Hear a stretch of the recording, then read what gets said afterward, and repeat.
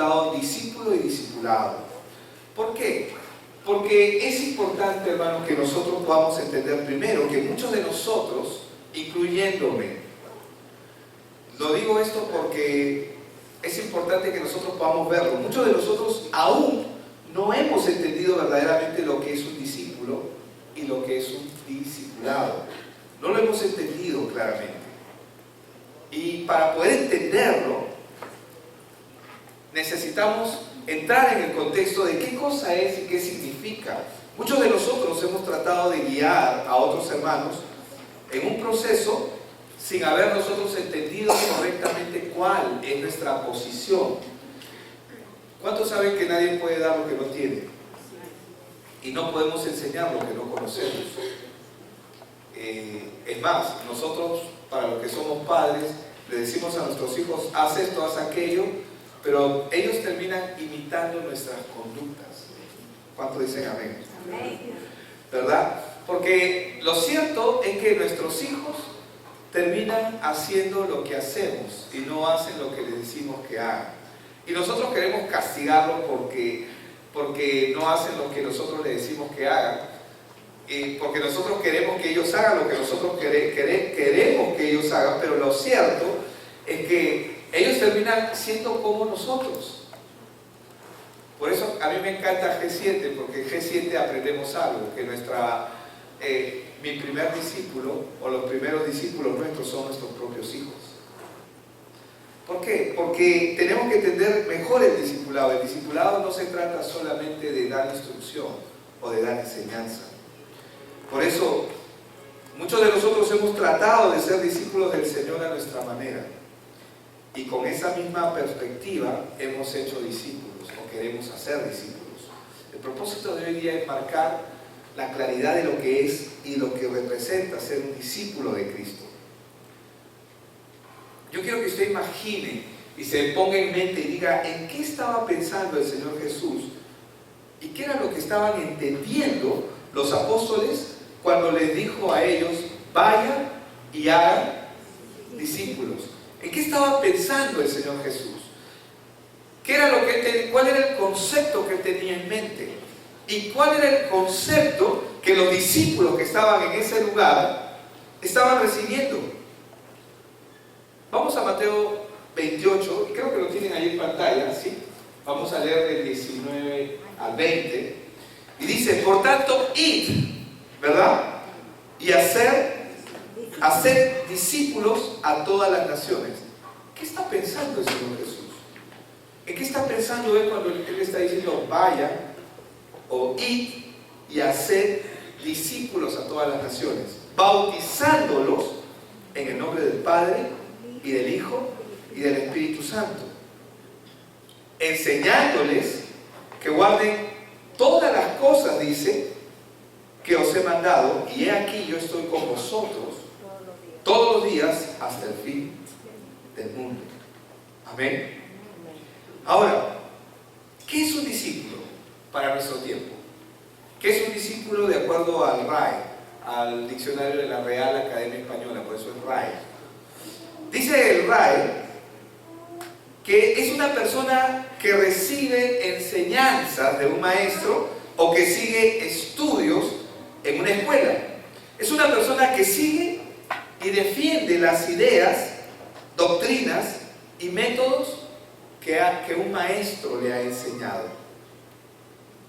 Pero para poder entender cómo miraba el Señor Jesucristo lo que es un discípulo y cómo miraban los discípulos lo que significaba ser un discípulo, tenemos que ir al siglo I, o sea, en el contexto donde este llamado que Dios hizo se dio.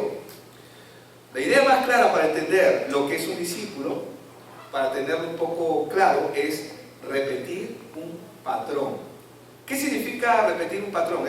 Es decir, repetir un molde, una forma, algo que se mantiene fiel, tanto el original como el que se reproduce se mantiene fiel, igual. ¿Qué significa esto? Es decir, que Cristo, un discipulado debería ser que Cristo debe reproducirse exactamente igual en cada uno de sus discípulos. Pero ¿cuántos saben que estamos a millas, a kilómetros de que eso sea así? ¿Cierto o no es cierto? Para entenderlo aún más claro, voy a mostrar dos perspectivas ahora. La perspectiva de nuestro mismo Señor Jesucristo, pero quiero empezar con la perspectiva o la visión, el panorama que tenía el apóstol Pablo. Pablo entendía mejor que nadie, hermanos, mejor que nadie, él entendía esto con una claridad única. ¿Por qué? Porque el concepto para él de mentor y aprendiz, es decir, de discípulo y discipulador, era algo que existía y era común en la época antigua, en la época donde él surgió. Ahora, Pablo fue uno de los rabinos más destacados en sus días y era famoso porque era discípulo de ¿quién? ¿Alguien se acuerda? ¿Se han leído? Era discípulo de Gamaliel. Así era conocido Pablo, ¿no? Que fue instruido, dice la palabra, a los pies de Gamaliel. Y le voy a decir algo, Gamaliel no tenía como discípulos a cualquiera. ¿Sabía usted eso? Gamaliel no tenía como discípulos a cualquiera. Pablo de Tarso, ¿no? Significa que él era oriundo de Tarso, pero sin embargo él se creció, claro, Saulo de Tarso, pero sin embargo él creció en Jerusalén desde los 6, 7 años probablemente. ¿Sabe lo que esto significa? Que para que él haya sido discípulo de Gamaliel, primero él ha tenido que ser preparado. Él ha tenido que ser preparado. Él ha tenido que ser instruido. Y él tuvo que ser instruido y preparado desde niño porque los discípulos eran entrenados desde muy temprana edad, como nuestros hijos. ¿Cómo quieres que sea tu hijo? Van a ser como tú y como yo. No vamos a poder evitarlo. Amén. Amén. Amén. Hermano, nuestros hijos van a ser como nosotros. Así que nos conviene ponernos en orden. Amén. Porque ellos, el discipulado no es otra cosa que una imitación de la otra persona. Y lo vamos a entender porque voy a querer explicarlo un poco más. Entonces eso significaba que Pablo tuvo que mudarse desde muy pequeño. Su familia, que probablemente era una familia adinerada, porque cualquiera no llegaba hacia un maestro como el que era Gamaliel. Cualquiera no llegaba hacia alguien como Gamaliel. Gamaliel se daba el lujo de escoger. Tú sí, tú no. Él tenía que evaluar las características.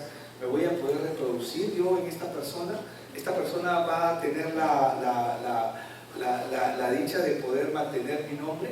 O sea, porque ellos miraban un montón de aspectos humanos, naturales y sobre todo el aspecto de las escrituras. Ahora, yo quiero que piensen algo. Imagínense cuando un niño es entrenado para las Olimpiadas. Imagínense a un gimnasta. Yo tengo a mi sobrino que es gimnasta. ¿Qué hacen normalmente los padres en otros países? ¿Qué hacen normalmente? Buscan al mejor gimnasta para que sea entrenado por esta persona. Y cuando la encuentran, y si el mentor que va a discipular a este gimnasta, si este hombre acepta, eso implicaría de que este muchacho se va a mudar con esta persona. O sea, va a vivir con esa persona. Lo va a tener que dejar todo y probablemente si es pequeño, sus padres van a tener que renunciar y van a tener que dejarlo todo porque están persiguiendo una visión, un sueño de que su hijo sea gimnasta y esté en las Olimpiadas. ¿Me dejo entender? Entonces, en el caso, para que usted tenga una idea, en el caso de los rabinos, en el caso de los maestros de la ley, yo tenía varias cifras, ¿no? Pero en el caso de los rabinos, los judíos eran entrenados de los 5 a los 8 o a los 10 años en memorizar la ley, es decir, la Torá. Eran entrenados en la Torá. ¿Qué es la Torá? Usted se preguntará, ¿qué es la Torá? Bueno, no es otra cosa que la ley. ¿Y qué es esa ley? Estamos hablando de Génesis, Éxodo, Levítico, Números y Deuteronomio. ¿Qué significa eso? Que los niños eran instruidos en aprender la ley. Desde muy pequeños, hasta los 8 o 10 años, se conocían la ley. Pero no terminaba ahí. Porque de los 10 a los 13 años, ellos estudiaban lo que vendría a ser la tradición oral de los judíos, algo que ellos llaman la Mishnah. Por si acaso, yo le estoy dando nombre, pero no significa de que es bueno investigar, no es para que usted se judaice, ¿no? Porque hay pastores, ahora ministros, líderes que quieren ser como los judíos. Lo que yo quiero sacar aquí como enseñanza es el tiempo que ellos invertían en la preparación. Hasta los 8 o 10 años eran entrenados en la Torá, es decir, en el Pentateuco, los 5 primeros libros de la Biblia, al punto de aprendérselo de memoria. De los 10 a los 13 años en la Mishnah, que no es otra cosa que las tradiciones orales y los comentarios que se hacían de ello. Y de los 13 a los 18 años estudiaban el Talmud, que vienen a ser los comentarios formales, serios, de dedicación y aprendizaje sobre la interpretación que se daba de la ley. Ay, pastor, ¿qué estás hablando? Ya me mareé. Lo que quiero que aprendas y entiendas es que el tiempo de dedicación que había era mucho. ¿Por qué? Una vez que ellos adquirían este conocimiento y adquirían todo este entrenamiento, inmediatamente buscaban un rabino, el más destacado, para continuar su trayectoria. Y esta es la condición del apóstol Pablo. Cuando Pablo viene y se acerca y comienza a hablar de que él fue entrenado a los pies de Gamaliel, lo que él nos está diciendo es que él fue entrenado a los pies de Gamaliel. No cualquier persona, era uno de los mejores, estaba dentro del 10%, quizás un poquito menos, 5 o hasta 3% de los mejores maestros de la ley que había, que tenía un nombre, que tenía una reputación. Y Pablo fue duplicado, o sea, mejor dicho, él fue una reproducción. Él caminó por imitación al lado de Gamaliel. Ahora, como les había dicho, el mentor, es decir, el líder, en este caso el rabino, se reservaba el derecho de escoger al discípulo. Primero lo evaluaba. No solamente evaluaba su conocimiento, por si acaso, también evaluaba su carácter, su integridad, lo entrevistaba, pasaba tiempo con él. Vamos a pasar tiempo juntos para ver si yo me voy a reproducir en él o no. Porque estaba en juego también la reputación del rabino. Después de una exhausta evaluación, concluía que si este muchacho estaba apto, ¿sabe qué era lo que le decía? Ven y sígueme. Ven y sígueme. Sígueme a mí. Era lo que le decía. No decía Motorola, decía ven y sígueme. Ese de Motorola lo vamos a pagar ahorita. Amén. ¿Qué decía? Ven y sígueme. O le decía, ven y sígueme a mí. ¿No le parece familiar esas palabras? Porque el Señor Jesús, cuando se encontraba con sus discípulos, ¿qué le decía? Ven y sígueme. Entonces, es en ese momento que el joven tendría que dejar su familia, dejar cualquier cosa de su vida, aún si tenía posiciones o posesiones, si era rico, lo dejaba todo solo para seguir a su nuevo mentor, a su nuevo líder, y pasaría los próximos años de su vida siguiendo al rabí como discípulo. Entonces, Pablo, como discípulo de Gamaliel, la Biblia nos dice, bueno, la Biblia no lo dice, pero la historia nos dice que era considerado dentro del 5% de los rabinos más respetados y capacitados que había en la época. Vamos a Hechos 22, verso 3, por favor. Dice aquí el apóstol Pablo: Yo de cierto, dice, soy judío, nacido en Tarso de Cilicia. 22:3 de Hechos. Pero criado en esta ciudad, instruido a los pies de Gamaliel, estrictamente conforme a la ley de nuestros padres, celoso de Dios, como hoy lo sois todos vosotros. ¿Por qué Pablo hace este anuncio? Porque él se está identificando. ¿Quién era él? ¿Dónde fue formado él? ¿Quién fue su mentor? Él está hablando de quién es su mentor. ¿Quién es el que lo ha escogido a él? Porque el Gamaliel lo escogió a él. Así como tuvo que haber pasado algunas entrevistas con otros, y él fue escogido por Gamaliel.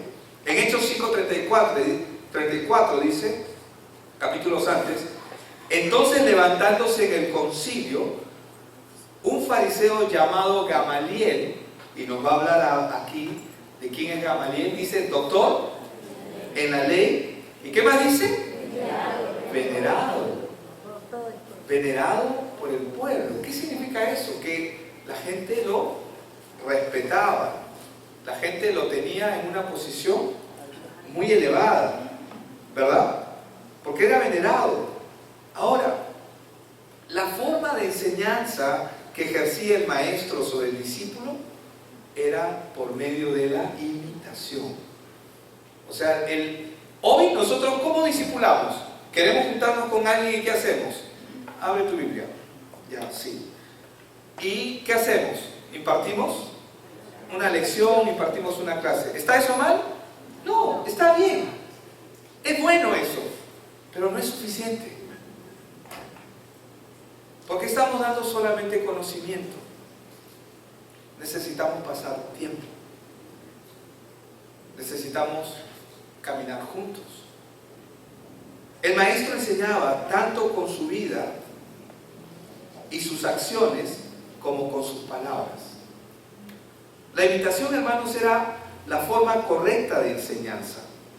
¿Y por qué la imitación? Porque esto era algo que ya se estilaba desde los tiempos antiguos, no solamente en el pueblo de Israel, sino en el Medio Oriente, en todo el Medio Oriente y también en el Asia, que tienen esta cultura. Ellos enseñaban tanto con su propia vida que con sus acciones y también con sus palabras. Por ejemplo, si queremos poner un ejemplo acerca de esto para poder entenderlo con claridad, las artes marciales, el Kung Fu. Y yo pensaba, ¿no?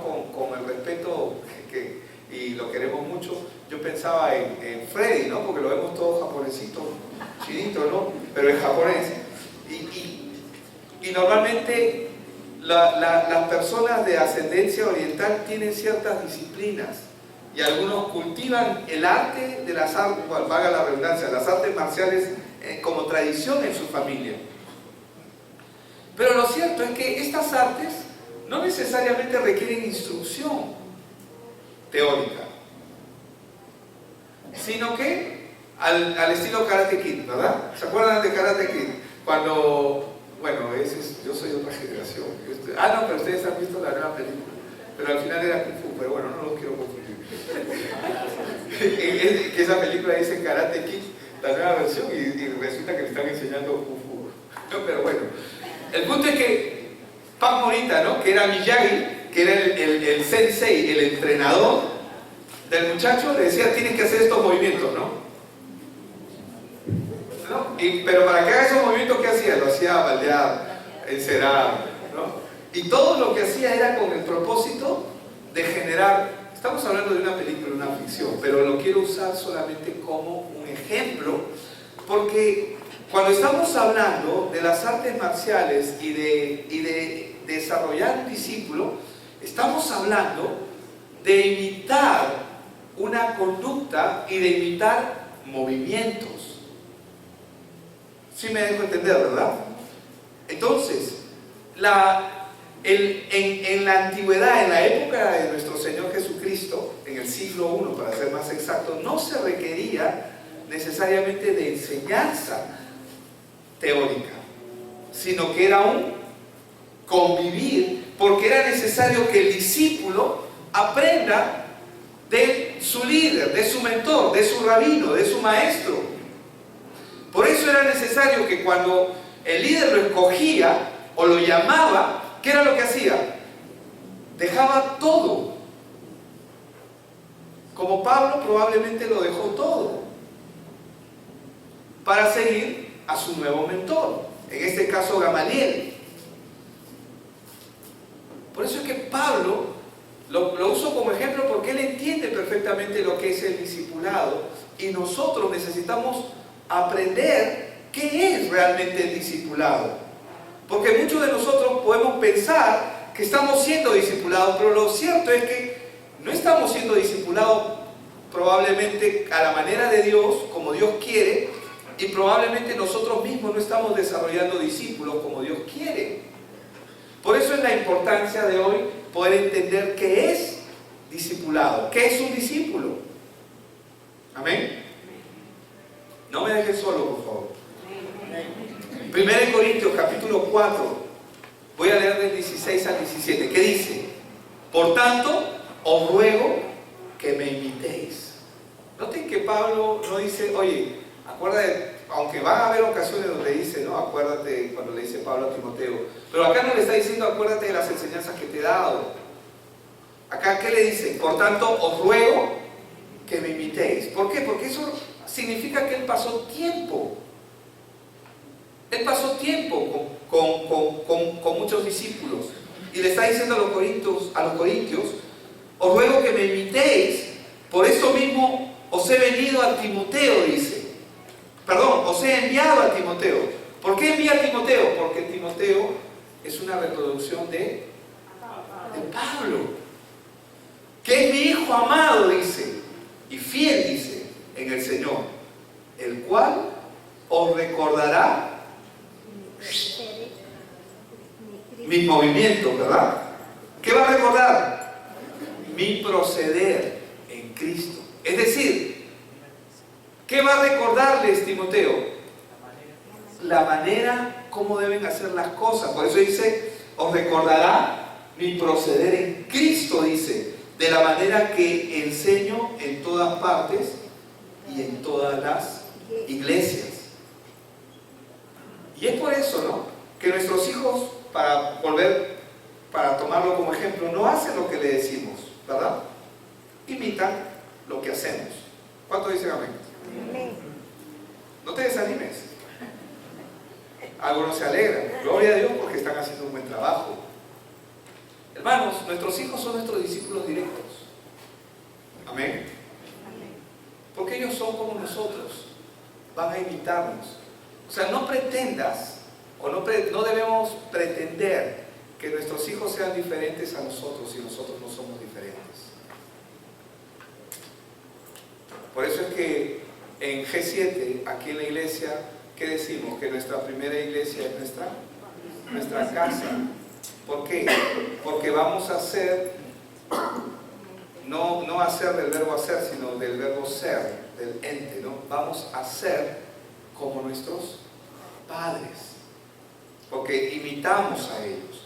Entonces ellos son nuestros discípulos directos, porque nosotros somos reflejados en ellos. Nuestros hijos son nuestro reflejo. Amén. 1 Corintios capítulo 11, verso 1, que dice, sed imitadores de mí, así como yo de Cristo. Pablo nuevamente está diciendo, está hablando de una imitación, es decir, es una enseñanza por medio de una transmisión de vida, como lo hace un sensei con su alumno, ¿no? un Miyagi con su alumno, un maestro con su alumno. Le enseña cómo tiene que caminar, qué movimientos tiene que hacer. Filipenses 3:17, hermanos, dice, sed imitadores de mí y mirad a los que así se conducen según el ejemplo que tenéis en nosotros. ¿Por qué? Porque el discípulo es imitador de su maestro. Porque el discípulo va a hacer lo que ve hacer a su maestro. Primera de Tesalonicenses, capítulo 1, verso 6. Y vosotros vinisteis a ser, está hablando Pablo a los tesalonicenses, dice, y ustedes vinieron a ser imitadores de nosotros y del Señor, recibiendo la palabra en medio de gran tribulación, con gozo del Espíritu Santo. Entonces, ¿qué significa para nosotros o qué debería de significar lo que es el discipulado? Hermanos, el discipulado bíblico es enseñar el carácter y las acciones nuestras, así como también la enseñanza. Mi esposa dijo algo muy bonito hoy día en la mañana, ¿no? Una de las cosas que mencionó, ella dijo, yo no permito que si una persona está discipulando y no va a poder discipularla, ella le pide, en el caso de las mujeres, ella le pide que por favor, si no va a estar, ella se presta para poder discipularla cuando ella no esté. Uy, ya escucharon todas, así que, pastora, encárgate de mis discípulos, si es que no pueden, ¿no? Entonces, ¿pero por qué? Porque el discipulado nunca debe dejar de hacerse, nunca debe dejar, no se debe dejar al lado. Siempre tenemos que reemplazar a alguien que haga la misma enseñanza. Y Pablo nos lo está enseñando acá, porque él dice, y vosotros vinisteis a ser imitadores de nosotros y del Señor. Por eso lo envió a Timoteo. Siempre lo enviaba no solamente para anunciar cosas, sino lo enviaba para que él pueda traer la conducta correcta que deberían hacer en determinado momento, en determinado lugar de la iglesia. Ahora, así como los padres, nosotros, ¿no?, solemos confundir a nuestros hijos cuando le decimos algo, pero con nuestras acciones hacemos otra cosa, igual ocurre con muchos de nosotros líderes. ¿Por qué? Porque los creyentes, hermanos, del siglo I entendieron el mensaje de lo que es un discipulado. ¿Por qué? Porque es un llamado a imitar y a seguir al maestro. Ellos no estaban pensando en enseñanzas como hoy nosotros las tenemos. No significa que no impartían conocimiento, pero ellos no estaban pensando en enseñanza, sino que ellos su enseñanza de ellos era a través de una vida en comunión. Recuerda que cuando Jesús llamó a sus discípulos, todos le siguieron, todos lo dejaron todo y comenzaron a caminar con él. ¿Por qué caminaban con él? Porque necesitaban aprender, necesitaban que lo que está haciendo Jesús se reproduzca en mí. Ese era el objetivo. Por eso Jesús los llamó y todos ellos estaban claros. Todos los discípulos estaban claros.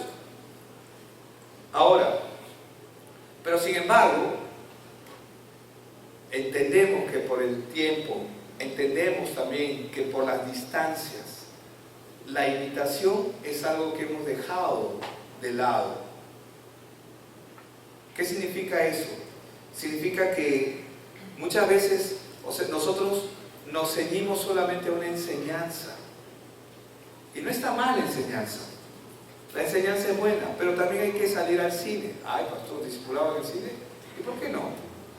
Porque ahí vas a ver cómo reacciona la persona ante diferentes cosas. No estoy hablando de la película, no te vayas a ver una película que no debes de ver, sino me refiero a que en el día a día, cuando salen a caminar, o salen a tomar lonche, o un día de paseo, o a tu casa, o a la casa de la persona, como nosotros decíamos también, ¿no? Cuando una chica le gusta a un chico, ¿no?, y viceversa, quieres ver cómo es verdaderamente ante su casa.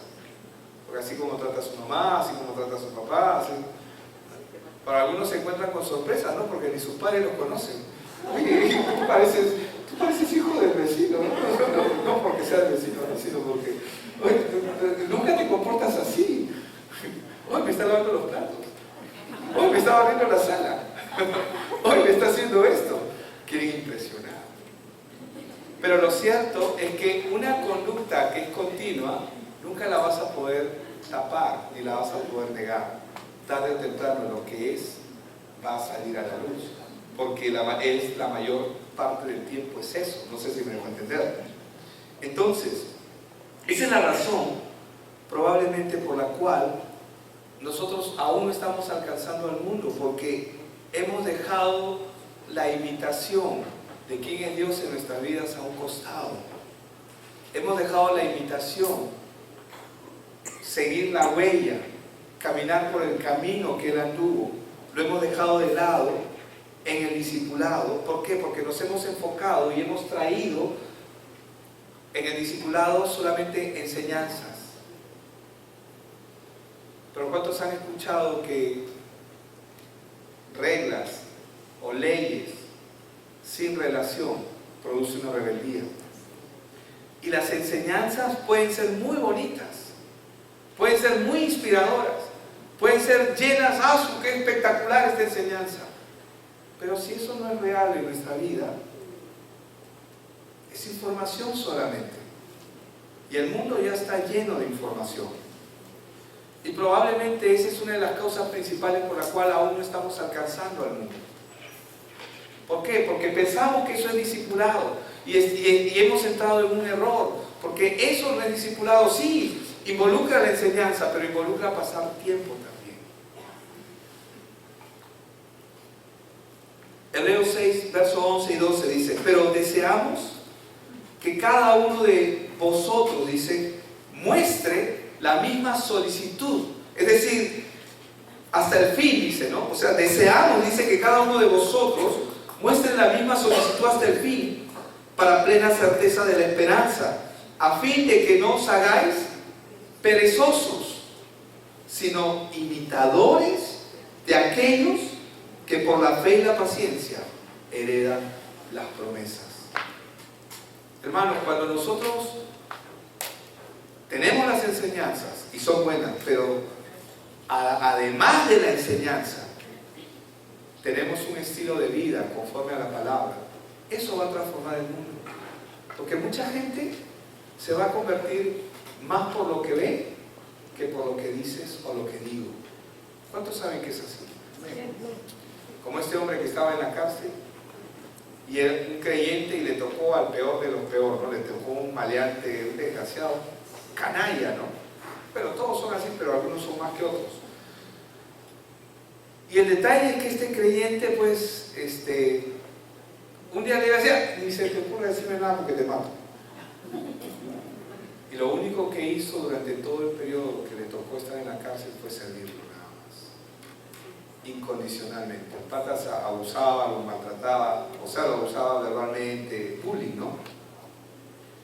Pero luego, con el tiempo, esta persona se dio cuenta, porque ya le tocaba salir y ya se iba, el cristiano ya se iba, y le dice, y ya sabía que en una semana iba a salir, y le dice: oye, antes que te vayas, quiero que me cuentes de ese Dios que transformó tu vida. Hermano, la imitación, una conducta de vida, un estilo de vida, es lo que Dios quiere que nosotros tengamos. Estamos llenos de palabras, estamos llenos de... somos bien floros, discúlpame la expresión, si alguien no entiende en internet lo que es floro, es palabrerías, y podemos impostar una imagen y podemos hacer muchas cosas, pero hermanos, necesitamos ser genuinos, necesitamos ser verdaderos, necesitamos llorar, necesitamos reír. La gente tiene que conocernos y ver cómo nosotros trascendemos en medio de nuestros problemas. Eso es discipulado. Cuando la gente comienza a ver que somos de carne y hueso como ellos, pero tenemos un Dios distinto. Cuando ellos pueden ver eso, ellos van a decir: oye, antes que te vayas, ¿puedes hablarme acerca de ese Dios que tú conoces? No sé quién lo dijo, no sé si fue San Francisco de Asís, pero predica tanto que si necesitas hablar, habla. Necesitamos volver al discipulado bíblico. Hermanos, el mundo está perdiéndose, lo sabemos. Y saben, no hay tiempo. O sea, parece locura lo que digo, pero no hay tiempo. Y cuando yo me refiero a que no hay tiempo, no me refiero a tu tiempo, porque tú siempre me puedes decir: sí, pues pastor, no tengo tiempo, tengo tantas cosas. No, yo me refiero a que no hay tiempo que perder. Hay un montón de gente que se está perdiendo. ¿O no es así? Todos los días gente está muriendo.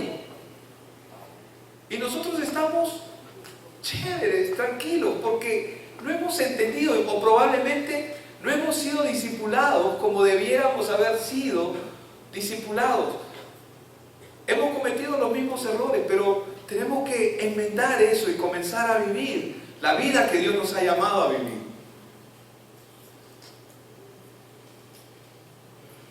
¿Qué es un discipulado para Cristo?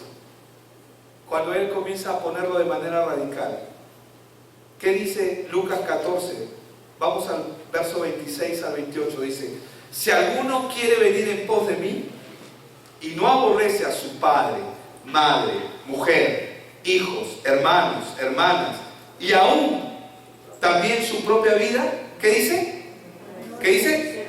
No puede ser mi discípulo.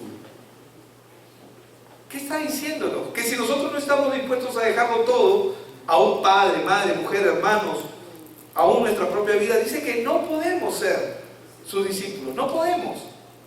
¿Cuántos de nosotros negociamos este tiempo muchas veces? Tiempo de la palabra, tiempo del discipulado. Porque no hemos entendido lo que es el discipulado correctamente. Verso 27. Y el que no lleva su cruz y viene en pos de mí, no puede ser mi discípulo. Jesús, cuando les dijo: el que no toma su cruz y me sigue no puede ser mi discípulo, Él sabía de lo que estaba hablando. Él les anunció que por su causa iban a morir. ¿Estás dispuesto a morir? Eso es lo que significa seguirme. Eso era lo que Él estaba diciendo.